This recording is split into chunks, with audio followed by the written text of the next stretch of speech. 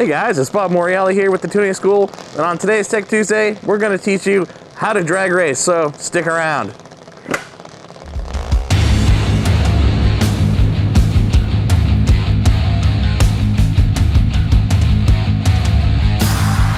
Hey guys, welcome back. So today is part one of a two-part series that we're going to run on drag racing. So we get a lot of tech support tickets here at the Tuning School. Some of them are related to tuning, of course, and other times people are asking general questions about drag racing. And so, in order to help everybody a little bit further, we've got some basic stuff on how to drag race properly. So number one, we're going to educate you on what to do kind of before and when you get there. And number two, what to do so you don't screw up the drag strip for everybody else. All right, so let's get started. Number one, anybody can drag race and you can bring any car or truck that you want to the drag strip. But we would request, especially guys that rent cars, make sure you turn off your air conditioning before you actually go to the line, okay? So keep that in mind. Just turn off the AC as soon as you get there because the water drips from the bottom of the vehicle, obviously, and then you track it to the line. And then other guys like us get to the drag strip behind you and we get up to the line and we have a crappy run because you've brought water to the line. So first off, please turn off your air conditioning. Just keep that in mind. Typical rookie mistake. All right. So number two, helmet, pants, and sneakers. Bring something like that. Do not show up in shorts. Usually you'll need a helmet if you're running 13s or faster. That excludes most of your 4s. Just kidding. It's okay. All right. So make sure you bring helmet if you need it. Pants are usually required for every type of drag strip I've ever been to, and closed-toed shoes. All right, also, let's move to the vehicle. If you're going to the drag strip for the first time, I highly recommend you just run on your street tires, okay? Everybody has some glorious idea that they're gonna run some 9-second pass. That's just not gonna happen, even if you have a 9-second car. It's usually driver that needs improving, not the car, okay? So when you go to the drag strip for the first time and you have your street tires, let's talk a little bit about getting to the burnout box, okay? When you're on your street tires, what you need to do is don't drive straight through the burnout box. Go through the middle where there is no water and then back into the burnout box. Again, the reason for this is when you're on street tires, you do your burnout, you're gonna be not going through the box so you don't track the water to the line with your front tires. So you can back into the burnout box, do your burnout, and then slowly pull forward and you'll be fine and you won't track water to the burnout box. Alrighty, so next, let's say that you have done your burnout and you've now crept forward to the line, to the starting line. So you're gonna creep up to that tree and you'll notice there's two beams. If you look down in the middle of the drag strip there's a box and there's two laser beams. The first beam, when your front of your car trips that, illuminates the very top yellow set of lights. So you'll want to get to that and then very slowly creep up to the next one, which is only inches apart. So once you trip that second beam, the second set of yellow lights comes on. That cues the operator that you are ready. Now your opponent is going to do the same thing. Once both of those yellow lights are tripped, he's going to push the trigger on the tree and the tree is going to start counting down.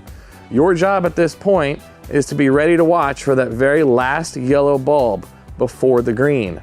Do not wait for the green light to go, you will lose. The concept is if you leave on the very last yellow light, it takes some time for you to push the pedal, for the vehicle to start moving, so that when the light turns green, you're already moving. Now this leads us into what's called your reaction time. You want to get a perfect reaction time. You don't want to leave too soon, you'll do a red light. That means you left before the light turns green. But you want to leave just as that light turns green. Okay, so if you do that, you'll have a much better shot at winning the drag race. Now, let's kind of walk ourselves through the rest of the run. Now that you've gotten yourself down and out of the hole, as we call it, you're beginning to go down through the quarter mile. You run through the first eighth of the mile, which has a lot to do with the torque output of the engine. So if you have a very torquey engine that doesn't make much horsepower, you may notice that you take off real well, but the engine kind of falls off and the car doesn't really accelerate as hard on the top end. You'll have a good eighth mile time, but not a great quarter mile time, which you'll see reflected in your time slip, which is actually the topic of the next Tech Tuesday video. We'll go ahead and explain that in detail. So as you're going through the 8th mile and you keep it pedal to the metal all the way to the finish line, you'll see the drag strip's finish line is usually painted on the ground. You'll then slowly come to a crawl and then exit as you're going down the return road back to a shack. There's usually some type of a shack where they have a timing shack, that's what it's called, and they will give you a time slip. Once you get this time slip, continue on, find your pit, and review your time. Now keep in mind, there's a whole lot of things you can do to improve your quarter mile time, but oftentimes guys try and fix the car first. But if you're a beginner at the drag strip, just keep this in mind. Usually the car is not the problem. Yes, you can tweak the car a little bit, but the reality is you as the driver will make the very best improvements that you can. I've taken a car from running mid-13s all the way down to mid-12s without changing one thing on the car, and it all had to do with me, the driver, my preparation, my launch procedure, how hard to launch the car, how not to spin the tires. All these things add up. So before we close this video, let's do a quick overview. You've gone through the quarter mile, you've got your time slip, and the quick review is this. I'm going to look at my ET and mile per hour. Now the ET stands for elapsed time. That tells you how quick the car was and how quickly it got through the quarter mile in seconds. And the last thing you're going to review is the mile per hour. That tells you how fast the car is. And that is also in, obviously, mile per hour.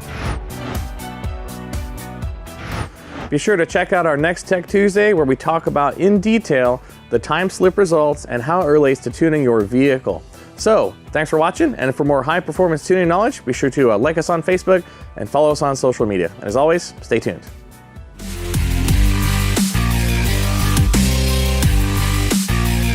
If y'all enjoyed this video, make sure that you hit the subscribe button, check out these other awesome videos, as well as these products and our website.